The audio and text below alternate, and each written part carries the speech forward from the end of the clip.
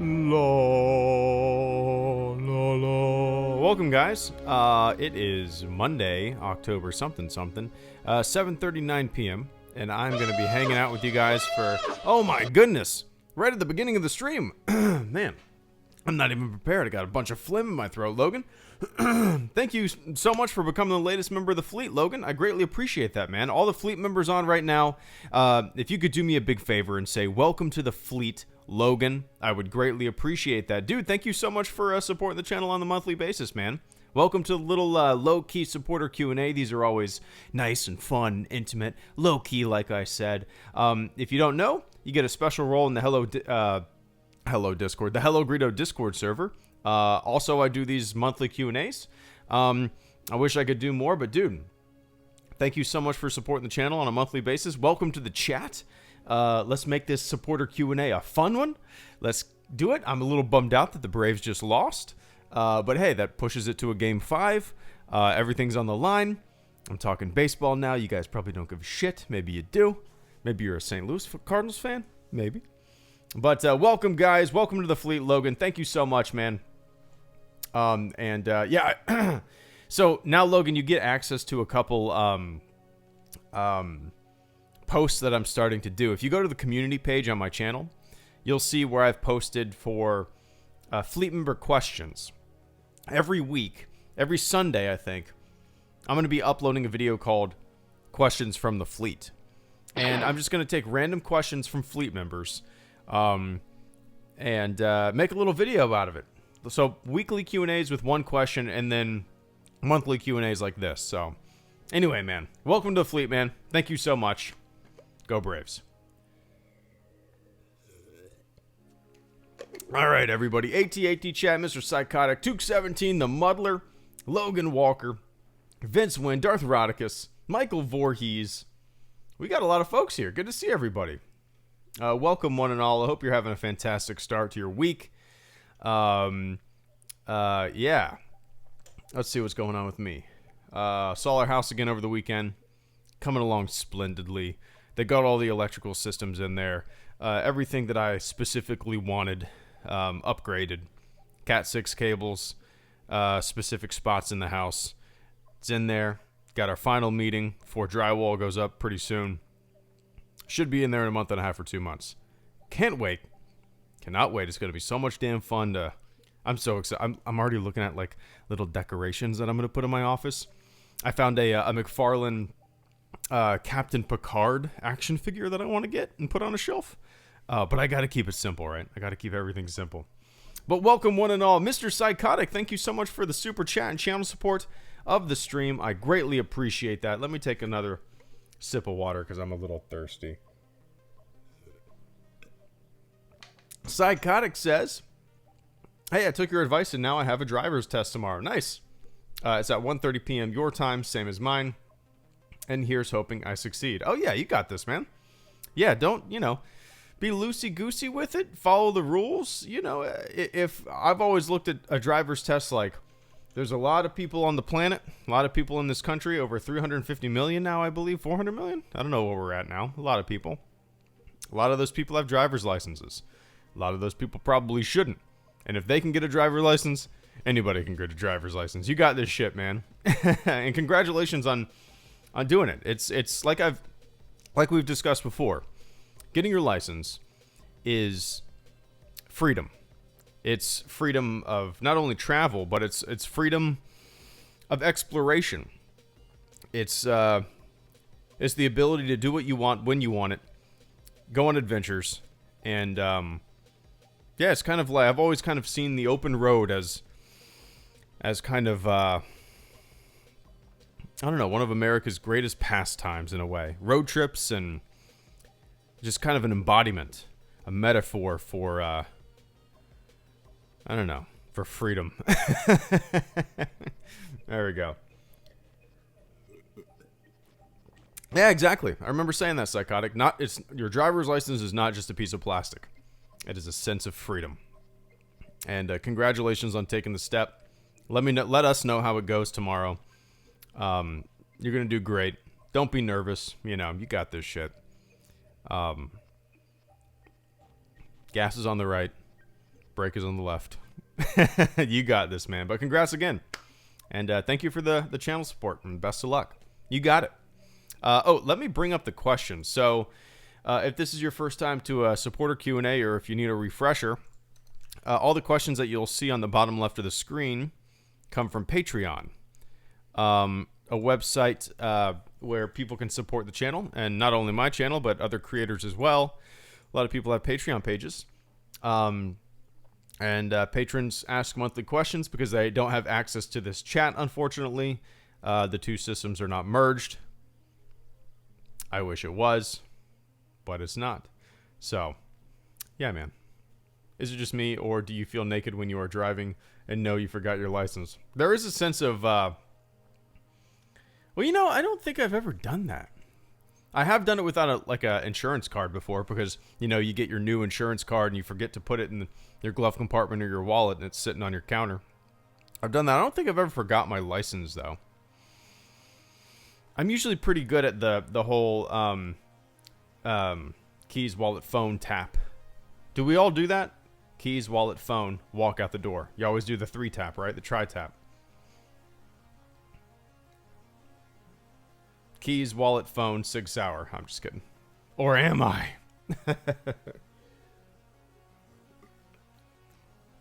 But all right, let's answer a couple patron questions real quick. The first question on Patreon comes from Jesse Gore. Jesse Gore says, "Good day, Greedo. Big fan of your channel. Been with you for a while now. Well, I appreciate you sticking around. I want to know if you... Oh, I want to know if you were in universe, what kind of lightsaber would you have, and what color would your blade be? Cheers, mate." Jesse from Australia. I'm not going to attempt to do an Australian accent. I would embarrass myself even further. So, Jesse wants to know what color my lightsaber would be and what it would be. I'm pretty boring, man. In terms of my favorite lightsaber in the saga, it's Luke Skywalker's Return of the Jedi green. It's my favorite. I love the sound of it. I love the look of it. I love the blade color, the green. So yeah, that would be my go-to if I could pick one. I wouldn't even want to construct my own. I'm not that inventive. I would literally just want a carbon copy of Luke Skywalker's Return of the Jedi green. I'm going to pull that up just to look at the beauty. Return lightsaber. And I've always said, you know, I've never been one to... Yeah, look at that. It's beautiful. It's a beautiful lightsaber. It's my favorite. It looks utilitarian. It looks... yeah, I just love it. I love it through and through. And I've never been one to want like a replica or anything like that. But if I did, if I came into contact with one and I had an opportunity to get one, I would go with Luke Skywalker's Return of the Jedi green. No question about it. No hesitation. That's what I would want to get. So,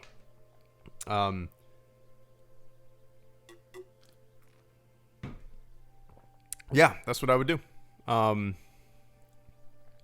It's kind of funny, like most of the questions I get, or the questions that I can think of, geared towards that. Like, what are your favorite spaceships? What's your favorite such and such? What kind of lightsaber do you like? My answers are usually from the original trilogy, and usually pretty probably boring in a lot of people's eyes, right? What's your favorite ship in Star Wars? An X-wing. What's your favorite trooper in all of Star Wars? Just a New Hope stormtrooper. What's your favorite lightsaber? Luke Skywalker, Return of the Jedi green. Can you tell that I'm an original trilogy fanboy asshole? But Jesse, I appreciate the question this evening, and I hope you're having a fantastic start to your October. The picture that the picture that I used for my thumbnail is from Halloween of 2013. I think that was the first year that I had my yeah, that's the first year that I had my Stormtrooper armor. That's the first year I wore it for Halloween. Yeah, I'm pretty sure. Yeah, definitely. So I was really excited to wear it for that Halloween. And I'm standing next to a dummy of Dracula, because in the neighborhood, some neighbors like made a really cool haunted house in the cul-de-sac. And that's what I was one. That's what I was doing.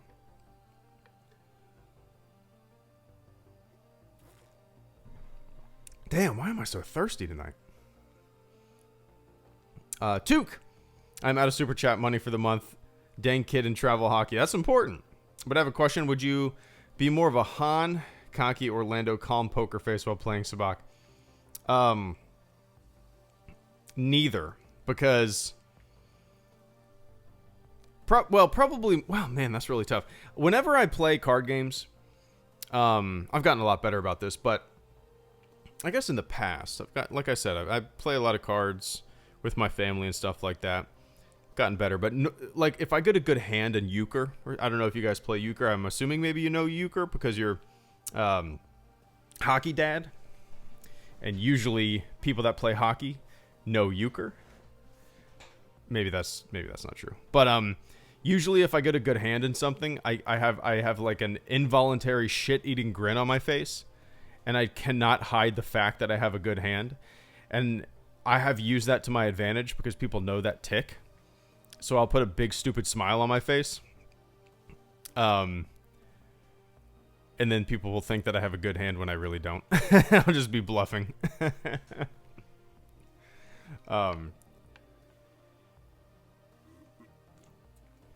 So maybe a mixture of both there, Took. False sense of cockiness, but calm at the same time. We're trying to play the game, a little bit of psychology there. Wind uses a dueling style, allowing the wielder to channel his own inner darkness into the duel and accept the fury of the opponent. I love that because his blade is a mix of red and blue-purple. Interesting. Wolfman and Darth Rodicus did the notification. There we go. Oh, weird. It's not popping up on the screen. I need to fix that. I don't know if I have that turned off or what's going on. Weird. I apologize, guys. It should be popping up on the screen. I do not know why. I probably shouldn't have a bowl of ice cream right before I start streaming. Because I got the burps. I don't know why that would cause that. I kind of got the guts. That's not good. Darth Rodicus and the Wolfman, thank you guys so much for the super chat and channel supports. Darth Rodicus says, a tip in advance for reading my long question. I actually just took a screenshot. I haven't looked. All right, that's a pretty long question. Nice. Well, I appreciate that, man. Thank you so much for the super chat, channel support, and the long question. I appreciate long questions. They're always fun. And I'm very curious what your long question is. I'm very curious, but I appreciate that, man. And SWTOR Prospector, thank you so much for becoming the latest member of the fleet, man. I greatly appreciate that. If everybody in the chat could do me a big favor and say, welcome to the fleet, SWTOR, I would greatly appreciate that. So yeah, SWTOR, you can link your YouTube account with your Discord account, get a special role in the Discord server, and I do these monthly Q&As, and I'm also doing weekly questions from the fleet videos. Every Sunday, that's my plan, is to get, if you go to the community tab in the HelloGreedo channel, you'll see where I've posted in there for fleet members, and you can ask questions in the chat, in the comment section of those posts, and I'll pick one a week, and I'll do a video on it. So, but yeah, man, thank you so much for supporting the channel on a monthly basis. I greatly appreciate that. No joke, the channel survives because of you guys. It frees up time, and I don't have to take as many freelance projects, and you know, spend some more time with my daughter, make some fun videos, talk Star Wars. So I appreciate the shit out of you guys. Appreciate the shit out of that super chat, channel support, and the fleet membership this evening, SWTOR. Thank you so much. Welcome to the fleet.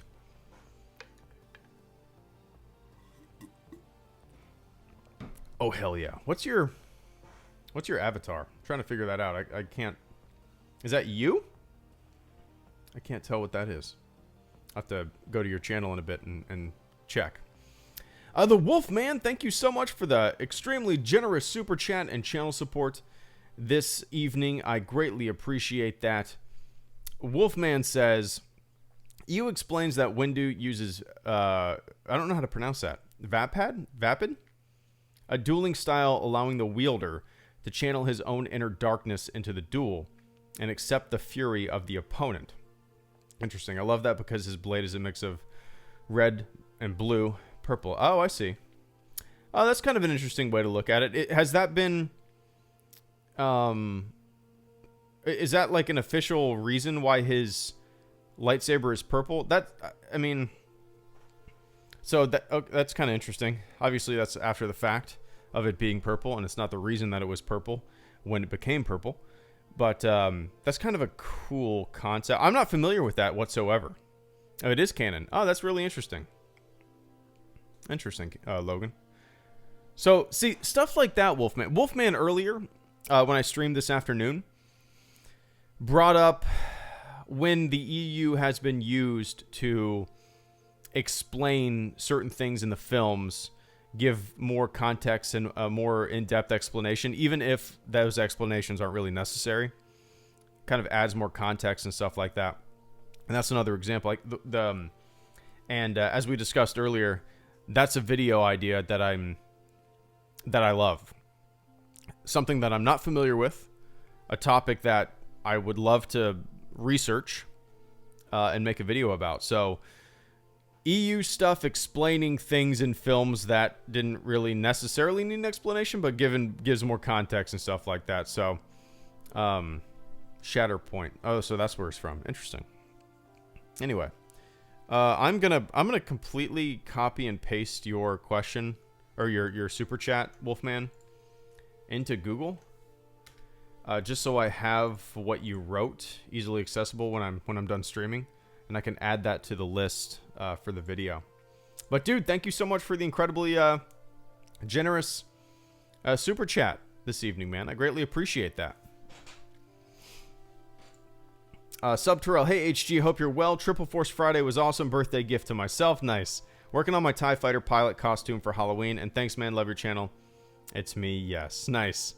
So, it is you. All right, I'm gonna do a. It's not fair. You can't see me, but I can go to your channel and look. Oh, now don't press start till. Broforce, nice. Oh, that I always wanted to play that game. Look at you. Look at you. You know what's the actor that you kind of look like to me at first glance? He's from Hunger Games. Hunger Games sideburn guy. Oh, there's somebody's actually searched for Hunger Games sideburns guy. Wes Bentley. Okay, he's from American Beauty too. Is that wait? That's the same guy, right? American Beauty, yeah, and American Horror Story. They kind of look like him. There you go. Nice. Well, happy birthday. Happy. Wait, so your birthday was on Triple Force Friday? Yeah, I went to Target today to run some errands and get some stuff, and I just glanced at the Star Wars section. Nothing was really there. The only Black Series figure I was actually, if they had a Rey or a Mandalorian, I was going to pick up one. The only Black Series that they had one Black Series figure, one left, and it was Haldo. So, and everything else was pretty much gutted. But, yeah, happy birthday, man. And, yeah, TIE Fighter pilot. That's a fun costume. That's a good choice because you can actually sit down with a Stormtrooper costume with like my AT-AT kit. You cannot sit down in it unless you want to be insanely uncomfortable or snap your armor. TIE pilot costume solid. I'm assuming you're in a 501st forum or whatnot, and definitely take. I'm probably just you probably already know this, but definitely take a lot of their advice, follow their guides, and link up with an armor party at some point in your area. You know. But yeah, man. Hell yeah. Once you're done, definitely take a picture and tweet it to me. I like seeing all that kind of stuff. I need to go true. I actually went to my buddy's birthday, or my buddy's son's birthday party over the weekend. And he's a 501st friend of mine. There were a few other 501st guys there. And we all have kids now. And we were like, oh my God, we need to troop. Because it had been like 3 years since any of us trooped. And we used to troop all the time, like every weekend together for a couple years. And now since we've had kids, we just do not troop whatsoever. But it's a good time. I already have the helmet, so it's a natural choice. Not in the 501st yet, but would like to join. I will tweet a pic. Yes. Nice. Yeah, if you haven't already joined the forum, I don't know, like for Stormtroopers, FISD is the boards that you go to. I don't know what the boards are. Maybe it is FISD for TIE pilots, too. Definitely find the forum. Maybe it's Jolly Roger. Does that sound right? I think Jolly Roger Squadron or something like that. They have some great guides, and people can guide you in the right direction, you know, on how to build your stuff. But that's exciting, man. It's a fun organization to be a part of, and yeah, whole lot of modifications I think you have to do to that helmet. I probably have the same helmet. Don Post. I have a Don Post TIE pilot helmet, and I have the chest piece. I have some tubes. I have gloves and boots. And I was anticipating building it for my wife like 5 years ago, but we just never got around to it. So we have all that stuff in a box, and it's never been put together. But yeah. Take it easy, Took. Have a good one, man.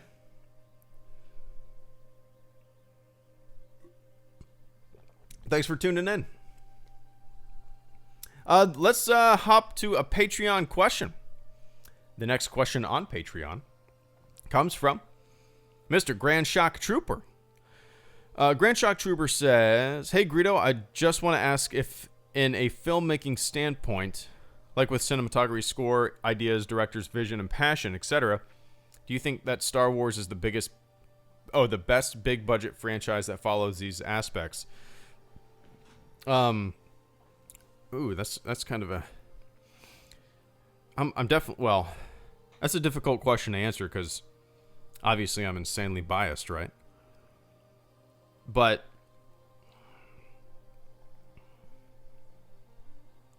I'm trying to think of other franchises that are still... Golly. What's comparable? Marvel? Is Marvel like one of the only comparable franchises that... Man, I don't know. That film-wise?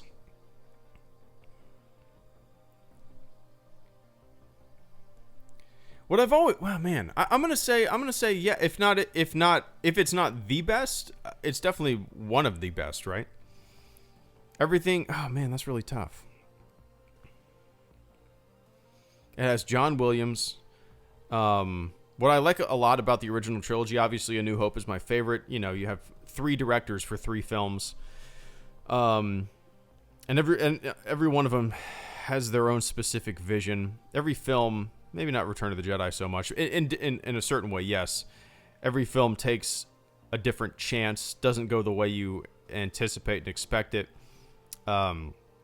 Gives you new stuff, not rehashing old stuff, right? I'm gonna say yes. As a completely biased perspective. You have John Williams, the score, which brings it all together. I mean, imagine Star Wars with like typical 70s sci-fi beeps and boops for music. It wouldn't work.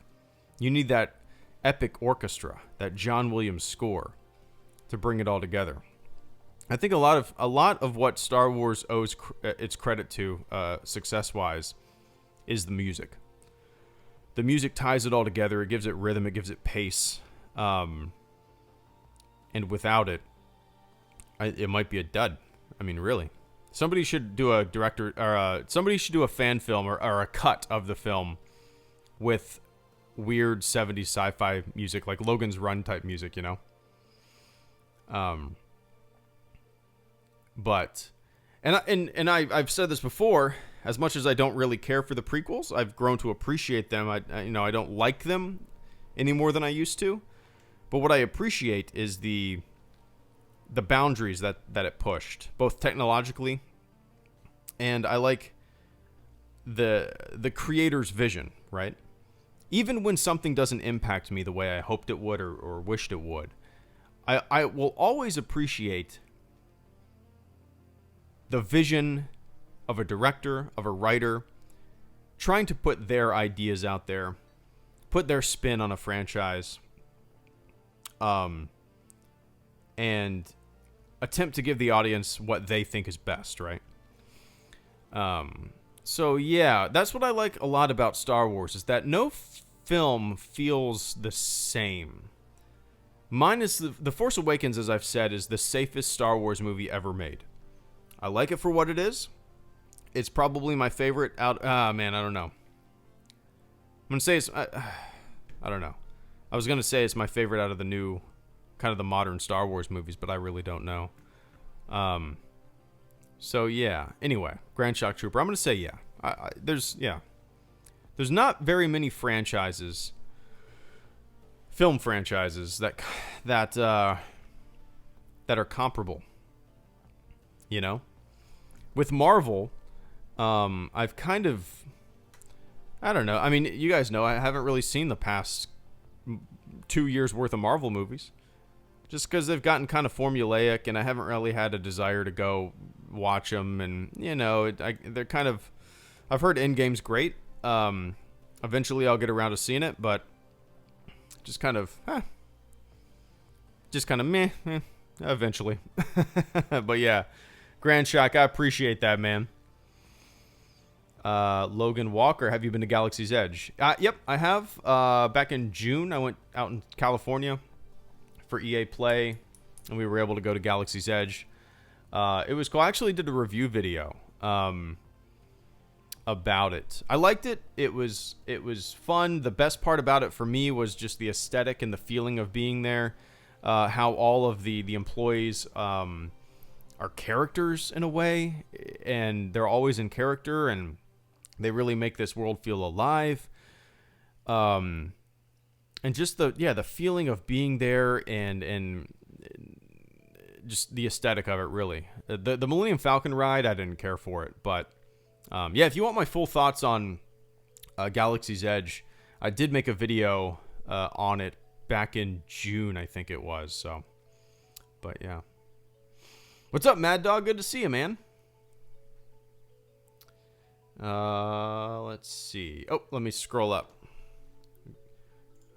Let's see what I see some word salad and nonsense from 6foot, and if you know 6foot, that's what he's good at. What's up, 6foot? All right, the next question comes from 6foot Piss Radius on Patreon. 6foot says, "Hey Greedo, thanks for taking the time.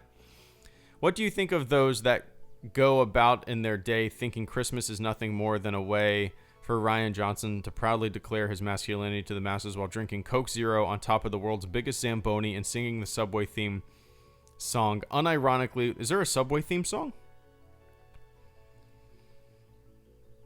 Is there a Subway theme song? Unironically, while a chimpanzee sings an 18 Vision song in Nashville. Because in my experience, people like that suck at GTA, and they probably don't watch your videos either. The centrifugal force is too much for their tiny brains to comprehend such awesomeness, as well as what Mark Hamill thinks of my lingerie collection. I'd love to hear your thoughts. In the meantime, I'm going to piss sideways up a mountain to your house. Thanks as always, sir. Well, thank you for the the doozy. I want to know how you wrote that. Did you just sit at a keyboard and bullshit? Did that take you like a minute to write? I like that. I like that nonsense. I like nonsense, 6foot. You know that. We've had discussions. I like nonsense. And that was good nonsense. Especially Mark Hamill thinking about your lingerie collection. Next video, 6foot Piss Radius's lingerie collection. What does Mark Hamill think of it? Mark Hamill loves my lingerie collection. I bet Mark Hamill would love my lingerie collection. At Mark Hamill, what do you think of buying the lingerie collection? Oh, Jesus Christ, 6foot. I miss you. Ridiculous. Oh, man. I appreciate that, man. Thanks for the chuckle. Silly son of a bitch. That it does, John, for sure. Franz Nerdnan, thank you so much for the super chat and channel support this evening. I greatly appreciate that, man. Franz Nerdnan says, your thoughts on Dennis Lawson returning as Wedge? Don't really know if it's a rumor, but my excitement came back hearing about it. Yeah, I don't know if that's an official thing either. I saw somebody posting on Twitter, retweeting somebody else's tweet that it's an official thing. But it wasn't from an official source. It was from like a Star Wars news website or whatnot. So obviously, I mean, I could say this ad nauseum, and I have over the past, 8 years of this channel's existence. Take everything with a giant heaping grain of salt and a fully charged bullshit detector, right? So yeah, I don't know if it's a rumor. I don't know if it's actually going to come true. If it is true and I haven't heard about it, that's awesome. So what do I think about it if it is true? Let's just say it's true. Well, man, I don't really have... It's fun to see familiar faces and stuff like that, and having Wedge come back in the films, it would be fun. I don't think it would really change anything. It would just be like, oh, there's Wedge. You know what I mean? Maybe Wedge is a retired pilot coming back to fight for the good guys, right? I could see that happening. If that's the case, I like it. If it's going to tie in the past and give a character a purpose and a familiar face for the audience, I would dig it. I would dig it. Something like that doesn't feel like fan service to me. What does feel like fan service, depending on how it's going to be done, is Palpatine. Wedge being back would just be a fun little Easter egg almost, right? People might recognize him. Your average moviegoer, your average Star Wars fan who doesn't really think about this stuff 24/7 and isn't on YouTube 24/7, which encompasses 99.9 repeating Star Wars fans out there, probably would recognize him, maybe, or go, oh, that guy looks familiar. They might not even know Wedge as a name, but I like it. I like it. We'll see. Do I hope it's true? I have no preference, either or. To me, when I first heard it, and even to this day, it sounds like just one of those things, one of those types of rumors that have circulated on the internet for the past 8 years when it comes to these new movies. It just sounds like something that you would see on a modern Super Shadow website, right? But if it's true, cool. If it's not, I'm cool with that too,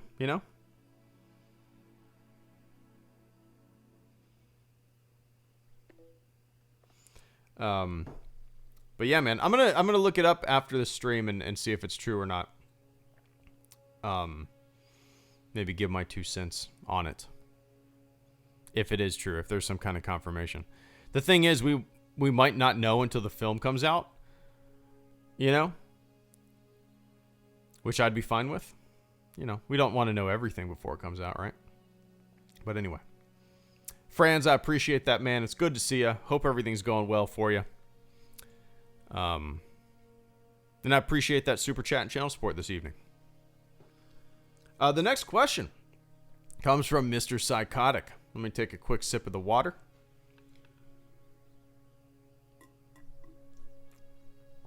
The next question on Patreon comes from Psychotic, who is also here in the chat. Give us a thumbs up, Psychotic. Psychotic says, hello, Greedo. Hope you, your family, and your house are doing well.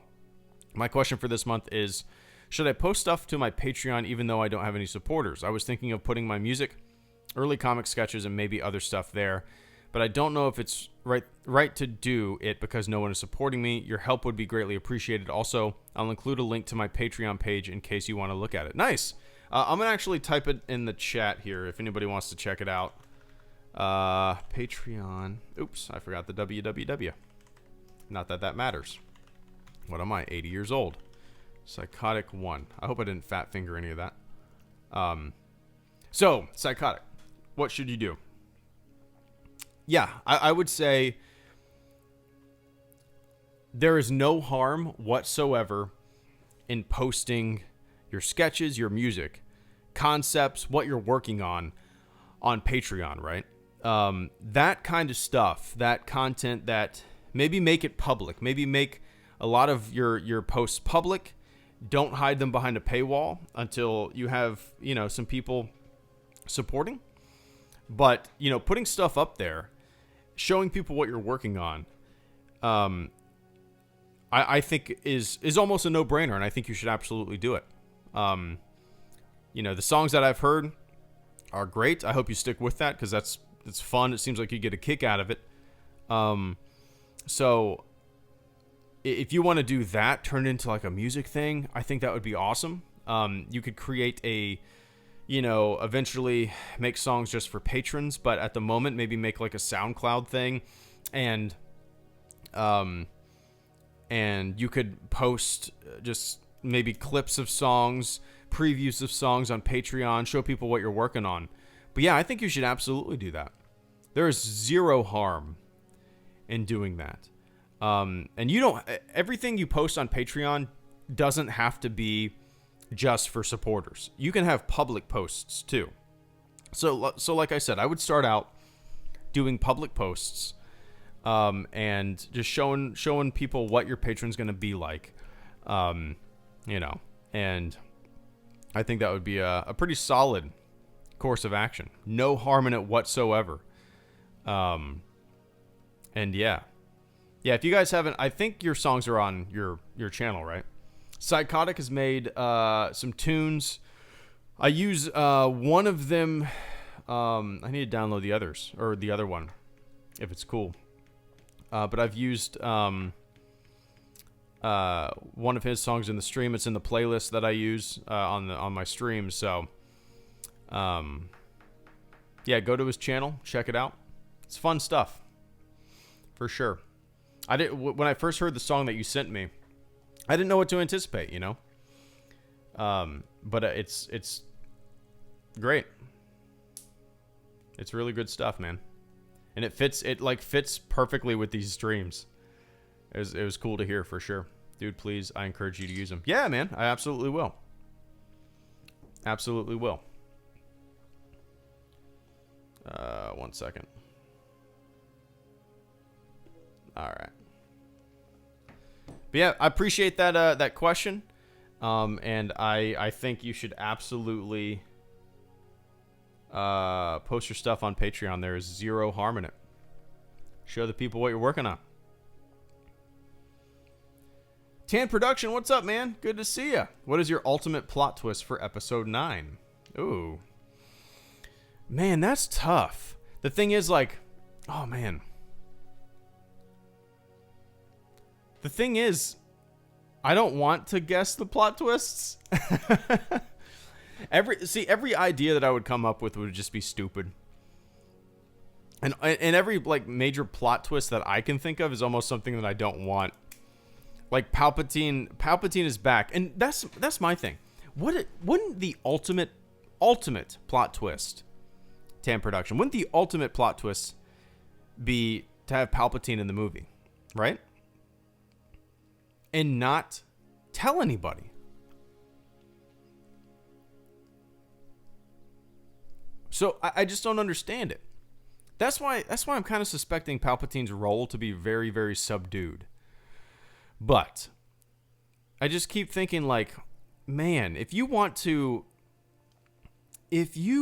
to have the biggest twist in any Star Wars, if you wanted to just surprise everybody, why would you announce that Palpatine was going to be in the movie in some form or fashion on a teaser trailer? You know what I mean? I don't know. Can't really be that big of a deal. That's kind of where my head's at, but you never know, I think Palpatine's presence, however it's going to be, whatever he's going to be doing, if he's even going to be there, I think his presence is going to be subdued. But, I'm wrong all the time. Could be wrong. I could be wishfully thinking that it's going to be subdued. Because everything that I think of in my head when it comes to Palpatine,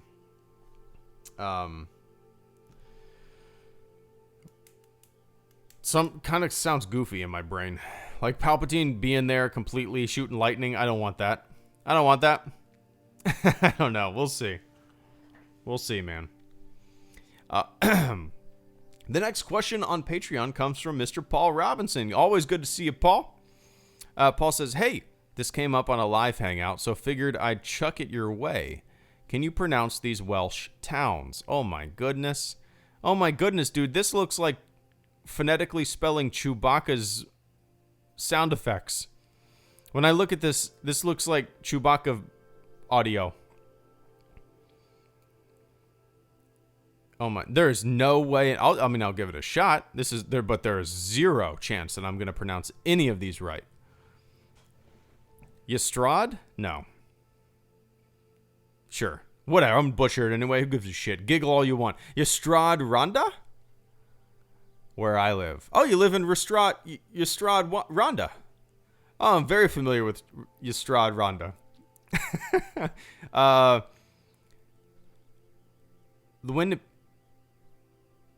Winnipia.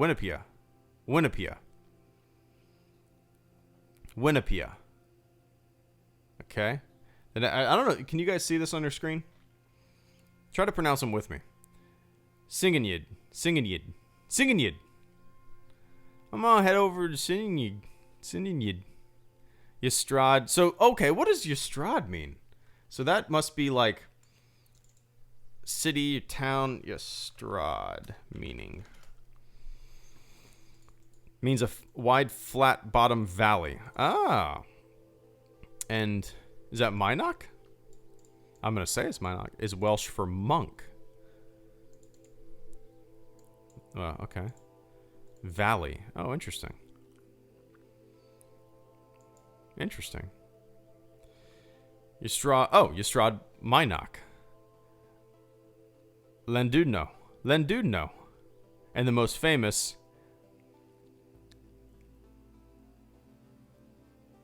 Oh, dude, there was a story about this town on Sunday morning, which is a CBS, which is like kind of it's a show on Sunday obviously on Sunday mornings that does interesting little it's not all news and stuff, but they do interesting stories around the world, and I believe they actually did a story on this.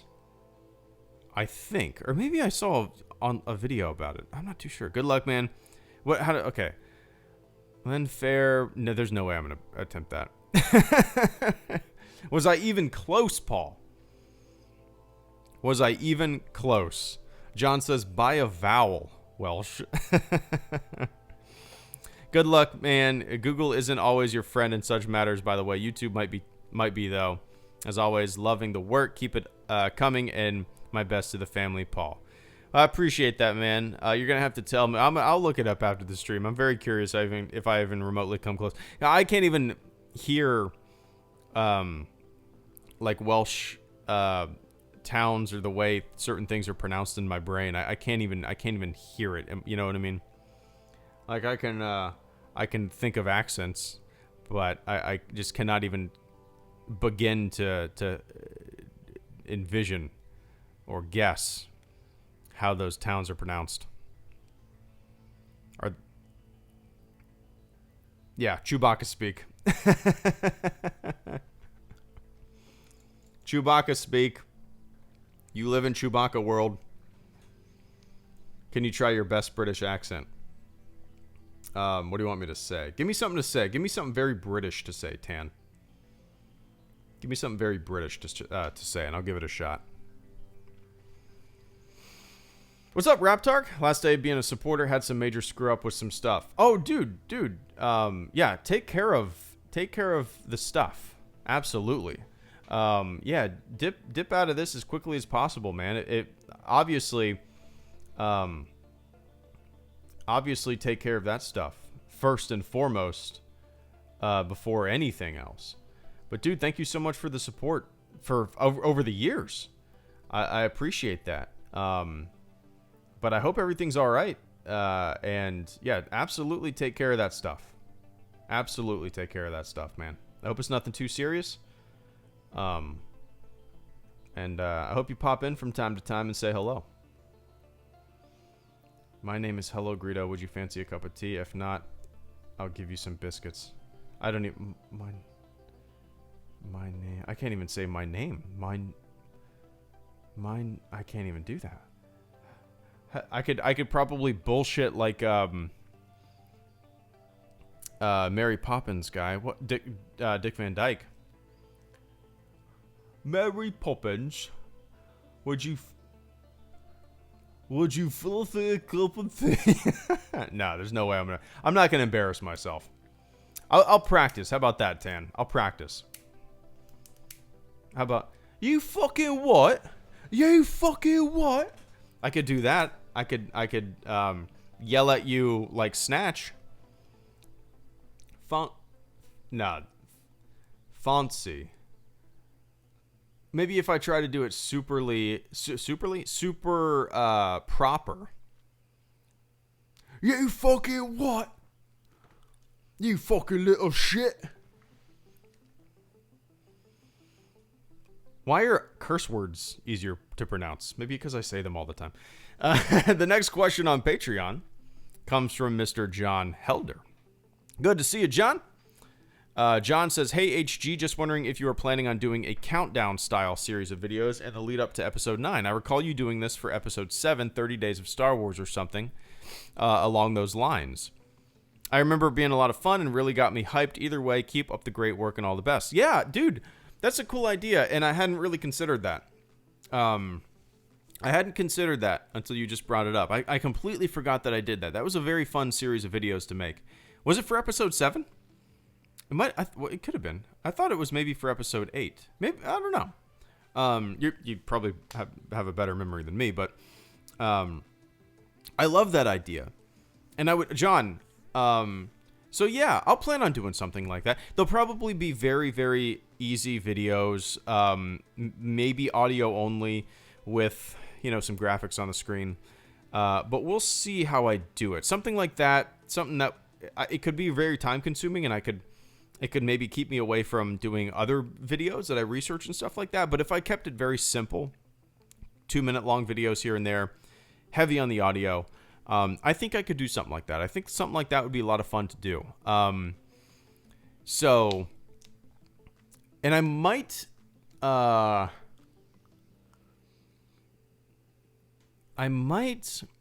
solicit some help from the community and ask for questions or topics for 30 Days of Star Wars.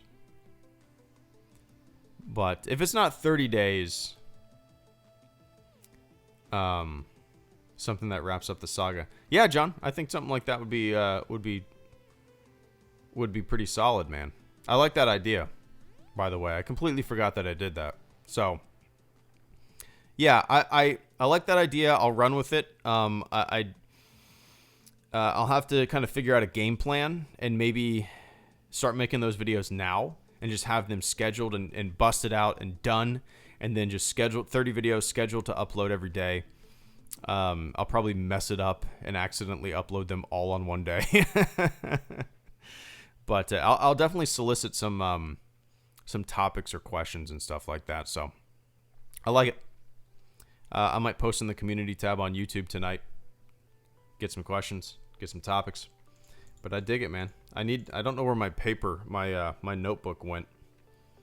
I need to find it so I can start writing ideas down again. But I appreciate that, man. What's up, Caleb? Good to see you, man. I didn't get the notification the video was live on here or Twitter and somehow missed the Patreon post. Man, oh man. Oh, no worries. It's going to be archived. So, these are always archived. But yeah, dude, notifications like never go out. It's weird.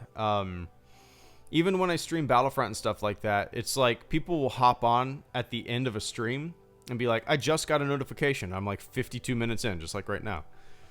So I don't know what's wrong. I don't know what's going on. But yeah, I'm glad you can pop on. Yeah, like I said, these are always archived. I have one more Patreon question to go. But if you want to ask a question in the chat, feel free, man. Muddler, what do you think the quote-unquote controversy will be with episode 9? No, ooh. I think the controversy, or what people are going to have a problem with, is the ending of a saga. I don't know if you can't please everybody, right? Everybody has it in their own head. It's like every TV show, right? When a TV show comes to an end, people kind of have already made up how this show is going to end in their mind, right? I think a lot of people have kind of, I don't know, maybe that's the wrong way to put it, but I think just what people are going to have a problem with is just how it ends. And what inspired your love for space? And what are your thoughts on Elon Musk and SpaceX? Appreciate the question, Caleb.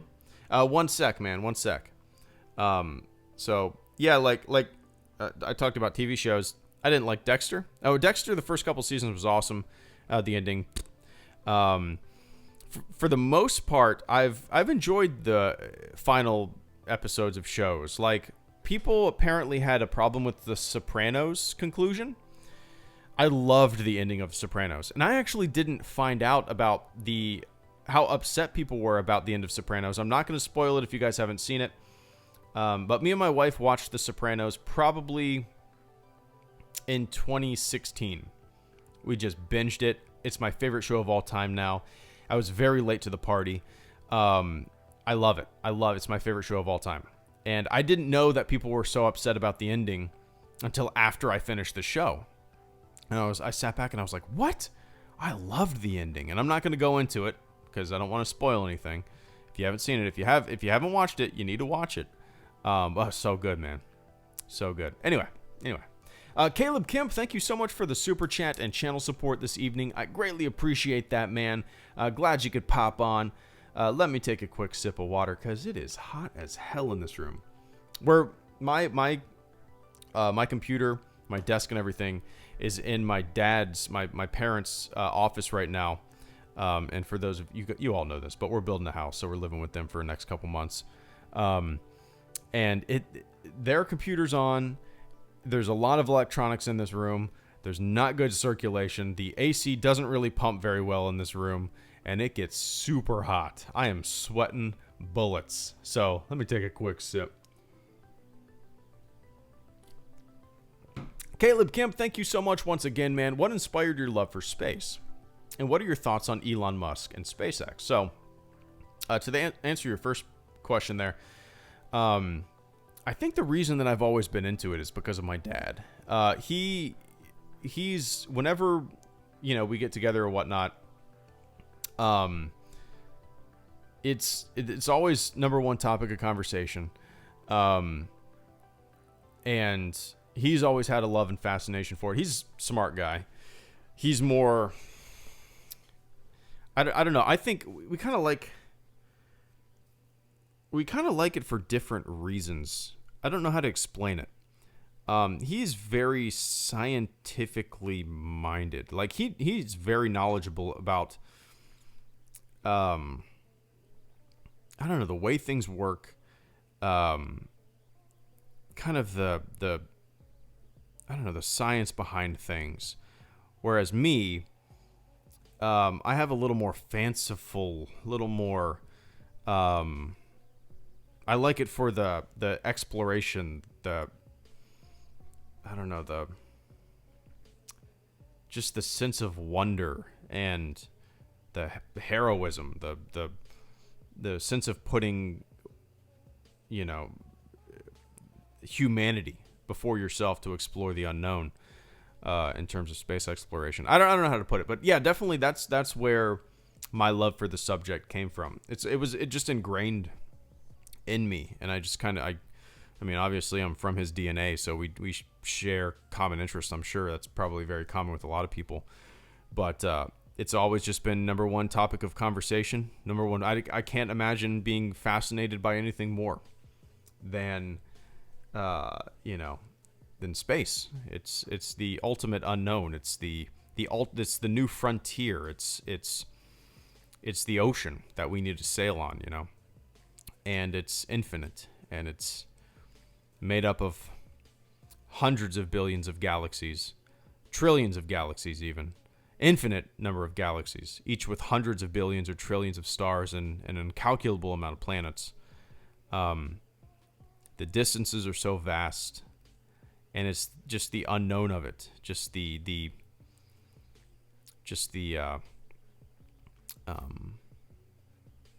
fact that we're on this marble in this great cosmic ocean, and we're a tiny part. And yeah, I think it was Edward Mitchell. No, Edgar. I butchered that. Edgar Mitchell, who talked about like wanting to bring a politician up with him when he was on Apollo. I believe he was on Apollo 14. I could be wrong. And he said he wanted to bring a politician up there, grab him by the scruff of his neck, and say, "Look at that, you son of a bitch." Look up the quote. I'm going to look that up real quick. Yeah, it's weird to me because, let me see. Edgar Mitchell, quote, politicians. Okay, Edgar Mitchell said, you develop an instant global consciousness, a people orientation, an intense dissatisfaction with the state of the world, and a compulsion to do something about it. From out there on the moon, international politics looks so petty. You want to grab a politician by the scruff of the neck and drag him 250,000 miles out and say, "Look at that, you son of a bitch." Close quote. And I just love that. Astronaut for president. I'm ready for a goddamn astronaut for president. Just somebody who,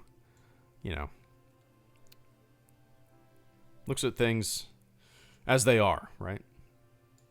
Our human circumstances. I don't know. But yeah, so that's, I've always had a fascination with it. And to the point where I don't understand how, everybody's into different stuff, right? I don't understand how people aren't fascinated by it. I've had conversations with family that just aren't into it, and they've never even questioned. I know people that didn't, until they talked to me, they did not know that the sun was a star. Can you fucking believe that? That blows my mind. It's so fascinating to me, and it's weird to me that people aren't at least interested in it, because we're all a part of it, and it's our home. It's like if you were in a fishbowl and you had consciousness, you had human consciousness, you had human smarts, human ingenuity, human curiosity, and you were living in a fishbowl, gazing out at the fishbowl in somebody's room, and you never thought to yourself, "Oh, I wonder what's out there. What else is out there?" I don't know. It's weird. Anyway, take it easy, Psychotic. I appreciate you stopping by, man, and I appreciate the support tonight. Caleb asks, what are my thoughts on Elon Musk and SpaceX? It's exciting. He makes it fun. He brings it to the public in a way that I think is necessary. Because what I love about NASA, right? It's a government organization. Very when I look at NASA, it's kind of run like a military organization. There's mundane chatter over the radios.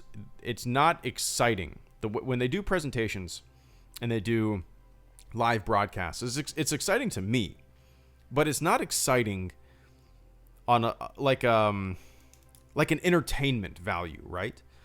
And it's kind of purposefully done that way, in my opinion, because when at least when astronauts and engineers and people running mission control and whatnot, when they start maybe doing things for entertainment value, you could fuck up and you could majorly mess up a mission, right?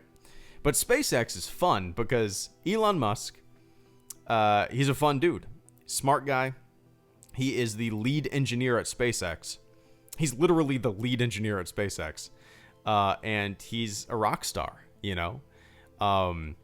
So I like it, and they can make rockets cheaper. They've become NASA's workhorse. They send payloads to the space station. And like I said, they can do things cheaper.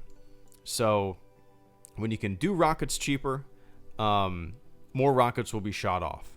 And you know they've engineered those reusable rockets that land themselves on pads. If you guys haven't seen that footage, it's incredible.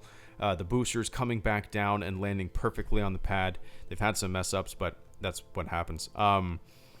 So I'm all for it, man. A private industry getting into space will get us into space quicker. I believe that. And at the same time, I'm a patriotic guy. I love the idea of a nation, my nation, setting sail on this cosmic ocean, pushing the boundaries, and not necessarily planting flags, but wearing that patch on their arm and representing my country as a public organization, as a government organization that represents all of us, right? I love that. So I'm a little torn occasionally. Like obviously NASA is through and through my favorite thing. I love seeing,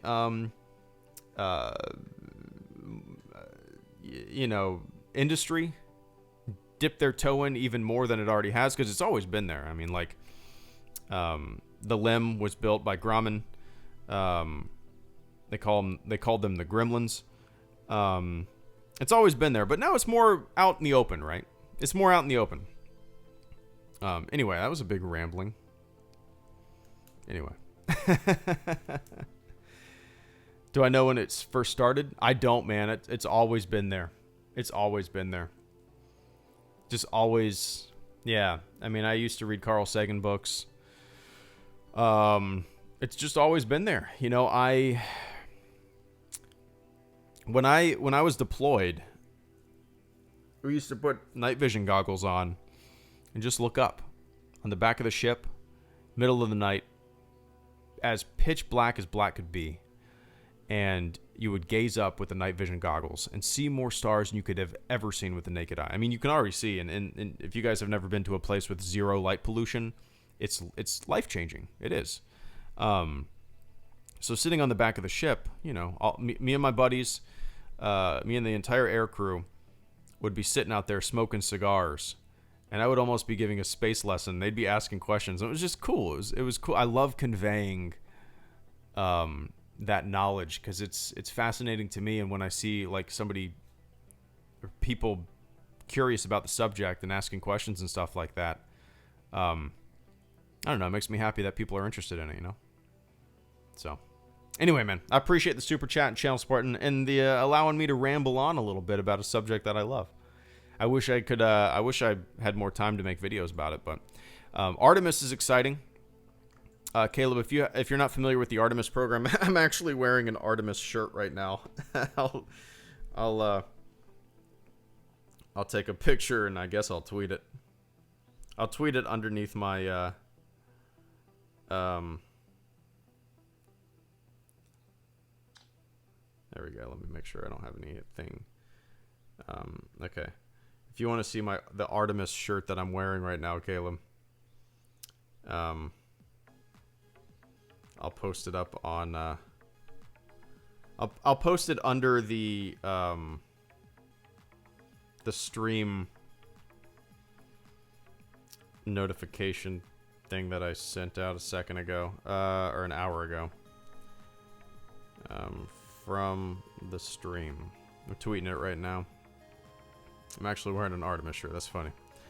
Didn't realize that.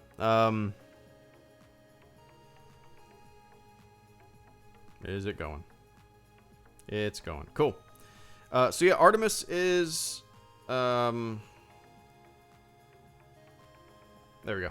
Artemis is NASA's new project to get humans back on the moon. They're gonna put you can look it up, but it's exciting, man. It's an exciting new frontier, and it's gonna be a test bed and a springboard to Mars. So it's exciting. Artemis all the way. It's kind of cool. Artemis, in Greek mythology, was Apollo's twin sister. And as you know, the Apollo program was what got us to the moon in the first place.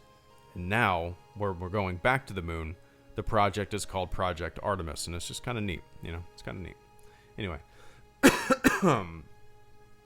One sec.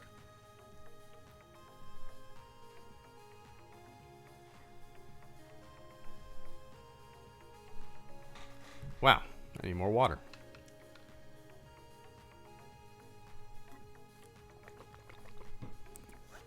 All right. The next patron question comes from Darth Rodicus. Darth Rodicus said, you still here, Darth?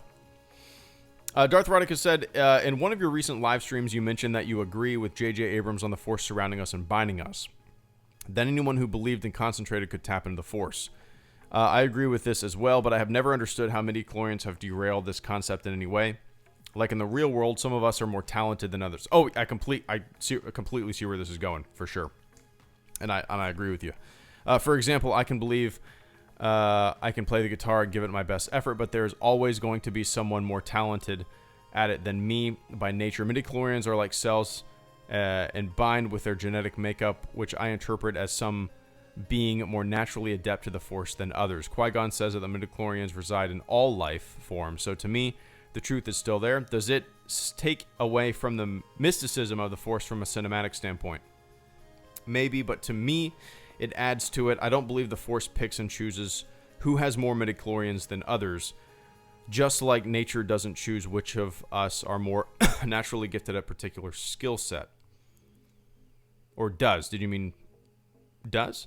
I think Rey could be a Skywalker or a nobody, and that doesn't change anything about the Force. I would love to know your thoughts on this and how it isn't any different than the Force presented in the original trilogy, other than it's more expanded on.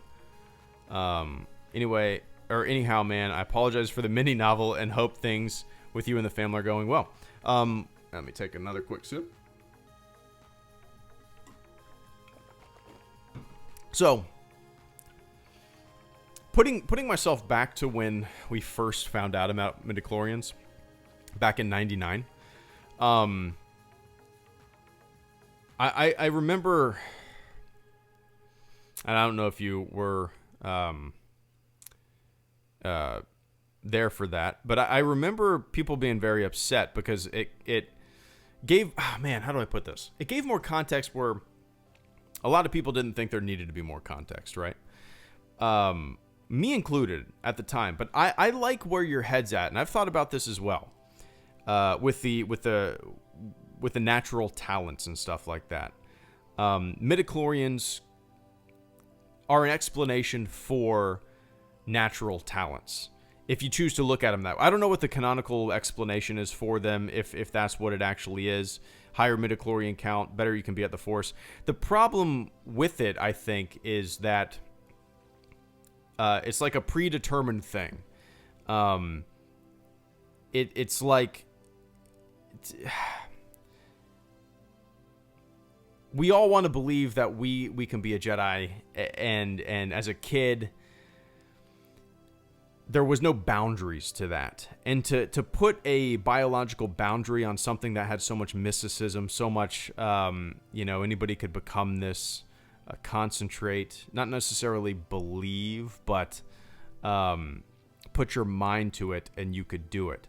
To put a physical boundary on that is predetermined by birth, I understand that it's not a big deal, but it in a way, and I agree with what you're saying here, but in a way, it still retracts from the idea that anybody could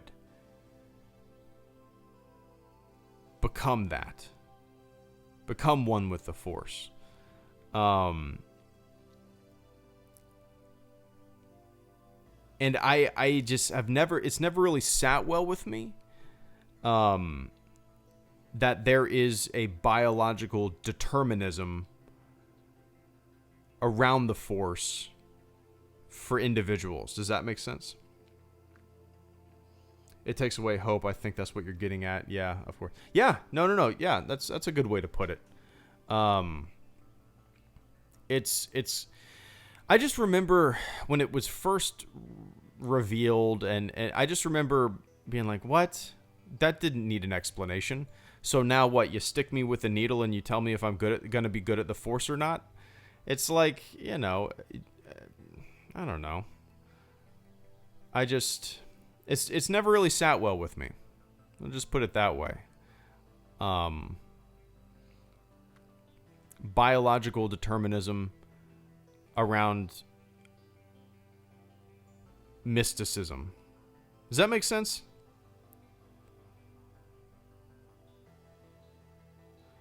And we still don't know what it means to truly become one with the Force, though, right? No. I guess that's up to every individual's interpretation, I suppose. Oh man, we're getting deep with this.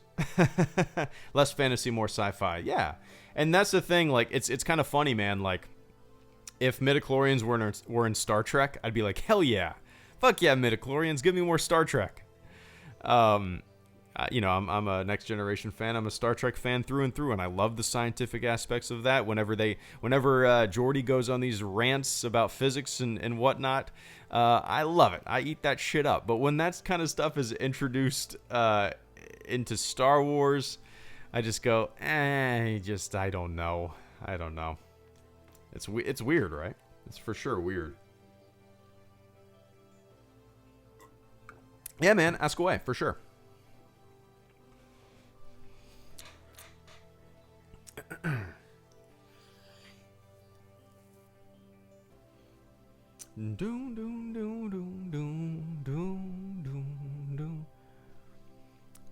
But don't you want Star Wars to go to new places? So many videos you've said that. Oh yeah, for sure. Absolutely.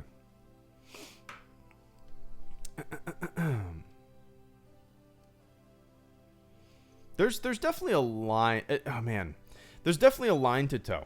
You know. One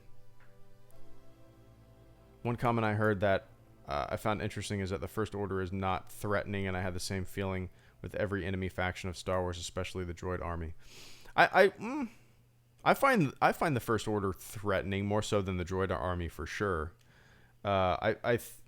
You know, on surface level, at least in the films, the First Order in the films I'm talking about, the First Order is more ruthless, it seems, than the Galactic Empire in the films. You know, we see more of their actions, I guess, with the public. I don't know. Darth Vader, I think Star Wars is versatile in the sense that it can break genres. Maybe I'm crazy for feeling that way. No, not at all. I think, you know, it's a weird. Midi-chlorians is always, they've never really sat well with me. Over the years, with a lot of things, I've rounded my edges on them. But I understand. Trust me, I completely understand what you're saying with the talent analogy is a very good analogy for why the Midi-chlorians aren't. It's a good way to look at them for sure. To maybe round the edges of why people don't like them. But I just feel like it was just, I don't know, an unnecessary addition to something that didn't really needed to be added, if that makes sense. I don't know. That would be actually a fun video. I'm obviously I'm just talking out of my ass right now, and let me see if I can actually find that pad of paper.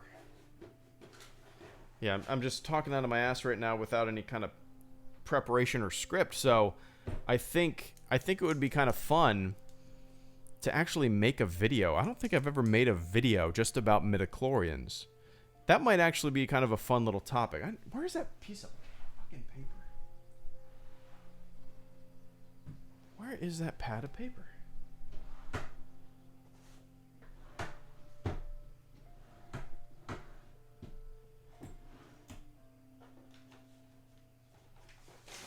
Found a piece of paper. Oh, this is hours logged for a freelance project that I did. Let's see. All right, Midi-chlorians. Midi-chlorians. And EU change / Add, or a couple other video ideas, but yeah. You didn't think it was a plot device for Anakin. Like to explain Anakin was the Force responding to the darkness, tipping the scale. Oh yeah, dude, I'm definitely gonna make that video. I would love to kind of think about this for a little while and put it into a script and make it, you know. To explain Anakin was the Force responding to the darkness, tipping the scale.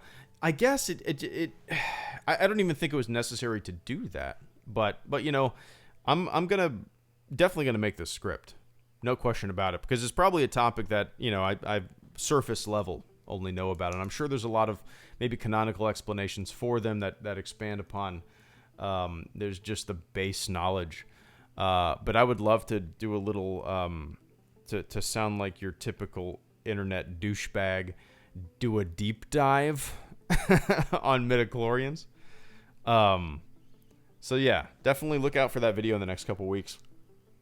That's gonna go to one of the tip top. That's gonna go to the tip top of the video making list for sure. But yeah, Darth, I appreciate the question and planting that idea in my head. But yeah, I am so going to want to talk about that video after I see it. Nice, man. Nice. Yeah, it'll be a lot. Yeah, I'm not good at. Sometimes I'm like, oh, I got the groove.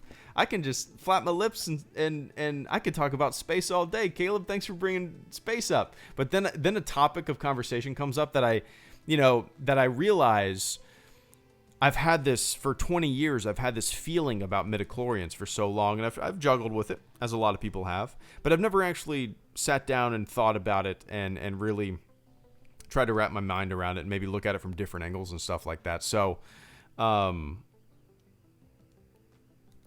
yeah, so like I don't really have very many thoughts about it. Concrete thoughts.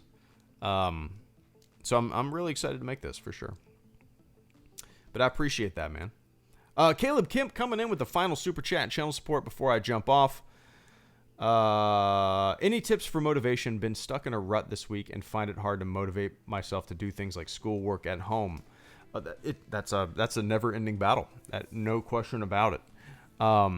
Dude, sometimes I have to be motivated on this channel. Like there'll be stretches where maybe freelance projects will come up and I'll knock them out, and then there'll be a week where I don't really have anything lined up, so I got to get back into a groove and I don't feel motivated, and maybe something externally will happen in the fandom, or Star Wars news will come up, and I'll just be right back into it. Like recently something was released, even what was it? I can't remember what it was, but something happened. What was it? Not pictures. Something, I don't know. Something was released in the instant motivation. I don't know what. I can't remember what it was, but any tips? If you're, it's really tough. Work at home, school. Start off with, if you have a big project or something work on, what I like to do first is the thing that is fun about that project first, right? So if I'm like, I don't know, making a logo or whatnot, or a big portfolio for somebody, a website, whatnot, I'll start with what I like first, right? And that, the knowledge, the knowing that I'm going to work on something that I actually enjoy, like making a logo, graphic design, pamphlets, flyers, whatever. I enjoy doing that kind of stuff. So I always start with the fun stuff first, because that motivates me that keeps me in like a groove and a cycle to where once I knock that out, I'm like, okay, now I just have to run through the motions and get the other stuff done. You know, I got to do all this coding and bullshit. Not coding. I'm not a coder, but you know what I mean. Just a bunch of shit that is kind of whatever nonsense, non-creative stuff. I always start with the fun stuff. A lot of people probably would disagree with that, but I always start with the fun stuff first when there's a big project to tackle. Now, school, on the other hand, is a little more difficult. I think that's a little more just nose to the grindstone or ear to the grindstone, rather, nose. And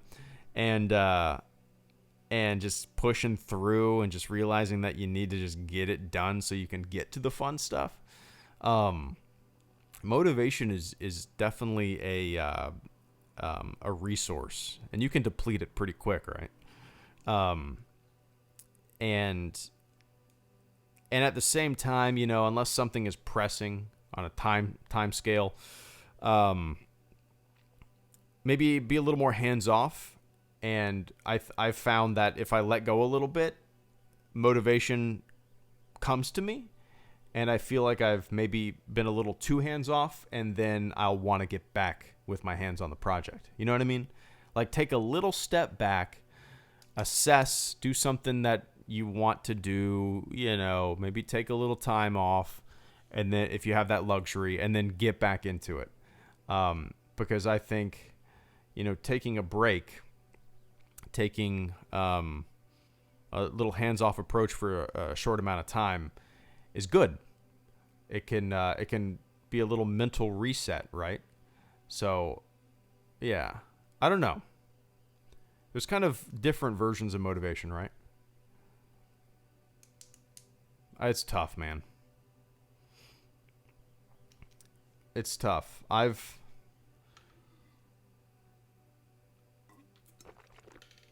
Sometimes there's things that I can't find motivation for, but I push through and I just put on a podcast. You know what I mean? Like, a new podcast will be released that I want to listen to, and I'm like, hell yeah. It's a 2-hour-long podcast. I can sit at my computer. I can work on this thing, and I can listen to a podcast. And the podcast is the motivating factor for me sitting down and working on the thing. Does that make sense? Like, it's less about the thing and more about the thing that I want to listen to. It's an excuse for me to listen to the podcast, you know? That's happened a lot, you know? Like, there's a project that's been pressing and I haven't done anything on it in a week or a day or a couple days. And then a new podcast will be released and I'm like, hell yeah. What can I do while listening to this so I'm not just a goddamn couch potato? I'm going to work. I'm going to work on stuff. And I'm going to listen to that awesome podcast. So, yeah. It's nice to have things to pass the time, I suppose. I mean, last time I worked at an office, everybody had headphones in, listening to what they wanted to listen to, right?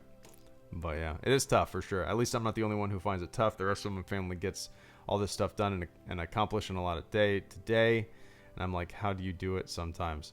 Yeah, it's just kind of I don't know, you find a groove, you find a routine, you find what motivates you, and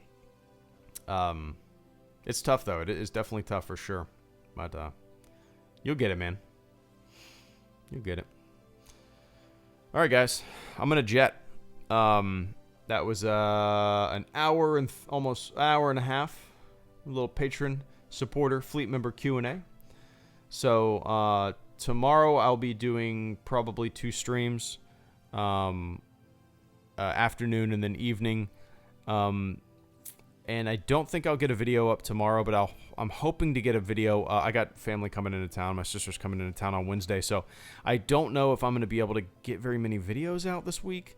I'll try to get a couple. I'll definitely get a questions from the fleet video up on Sunday. That's kind of my plan moving forward.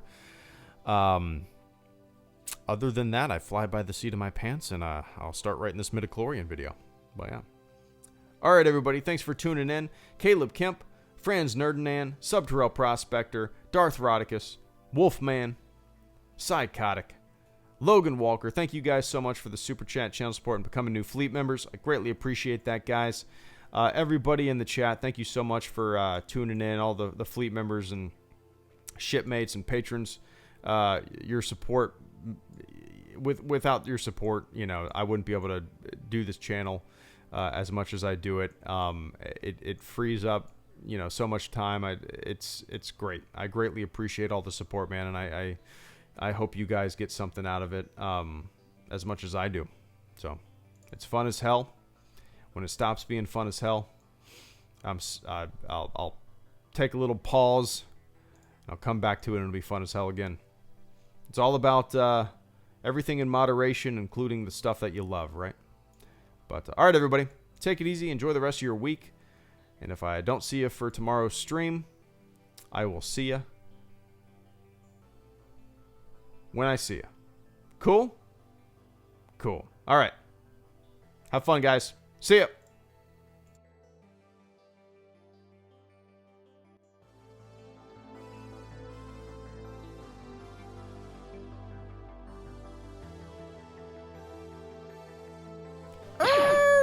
Jason, good to see you, man. Thank you so much for the final super chat and channel support. I greatly appreciate that. Right before I almost clicked stop streaming.